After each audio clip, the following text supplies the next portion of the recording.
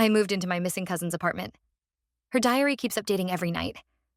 When my cousin Leah went missing, nobody called it that at first.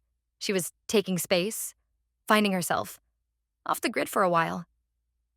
It wasn't until her rent fell overdue and her phone pinged its last signal near the river that the word missing started slipping into conversations like a draft under a locked door.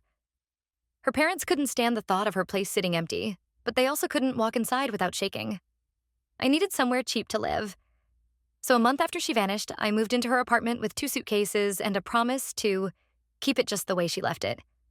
I didn't realize how literal that would become. Leah always kept journals. Boxes of them lined the bottom of her closet, years of her life pressed into cheap spiral notebooks. The current one lay on her nightstand, a deep blue hardcover with a silver elastic band. When I opened it on my first night, the last entry was dated the week before she disappeared. I think someone's been in here when I'm at work. Nothing's missing. Just moved. Like the apartment is trying to remember where things go. I closed the diary a little too quickly after that. First night jitters, I told myself. Old words, old fears. They had nothing to do with me. I unpacked, made the bed, turned off the light, and lay listening to the unfamiliar hum of the building. At some point, I drifted into a shallow, restless sleep. A soft thump woke me. Not loud, but close. I blinked at the dark room, heart pounding. The digital clock read 1:13 a.m. Something had fallen, it sounded like. A book, maybe.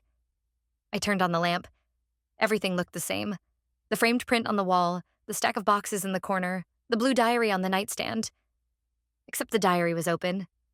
I stared at it. I was sure I had closed it, band pulled neat and tight. Now it lay splayed like a mouth mid-sentence, pages crinkled, pen resting in the crease. There was new writing on the page. Fresh ink glistened faintly under the lamp. Under Leah's last entry, in the same handwriting, a new line had appeared. It's 1:13 a.m. and I can't sleep. It feels different tonight. Like it's not just moving things, like it's waiting. My breath stuttered. I checked the date at the top of the page. It was today's date.